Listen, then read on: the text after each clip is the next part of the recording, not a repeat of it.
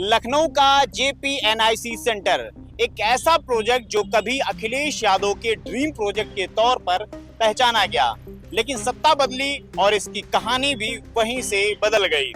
करीब 9 साल का इंतजार, 9 साल के इंतजार के बाद अब योगी सरकार ने जेपीएनआईसी को 30 साल की लीज पर निजी कंपनियों को सौंपने का फैसला ले लिया गया। पीछे हमारे आप देख सकते हैं जेपीएनआईसी सेंटर है और इसको लेकर सरकार का तर्क है कि आज जो लीज पर दिया गया है, इस पर कहना है कि इस अधूरे काम को पूरे करने के लिए एनडीए को हर साल करोड़ों रुपए का अब राजस्व मिलेगा और एक लंबे समय बाद बंद पड़ी इमारत का इस्तेमाल एक बार फिर से शुरू हो जाएगा, जिसको लेकर कई बार सियासत भी हुई। लेकिन सवाल सियासत का है, क्योंकि जिस जेपीएनआईसी को लेकर कभी सरकारी सपनों की इमारत कहा जाता था, अब वो निजी प्रबंधन के हवाले होगी, अर्थात प्राइवेट कंपनियों के हवाले होगी।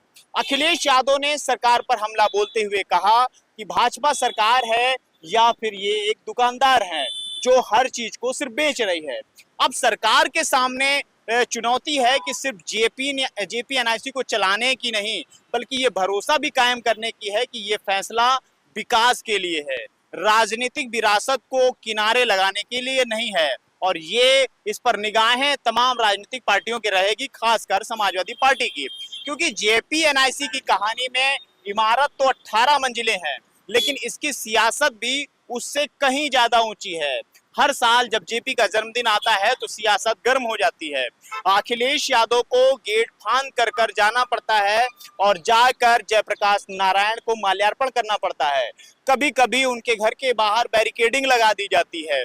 तो ये लखनऊ में सियासत का एक केंद्र जेपीएनआईसी को भी माना जाता है, लेकिन फिलहाल अब ये एक दो निजी कंपनियों को दे दिया गया है 30 साल के लिए लीज पर, और इससे माना जा रहा है कि सरकार के राजस्व में काफी बढ़ोतरी होगी और राजस्व को काफी फायदा भी होगा।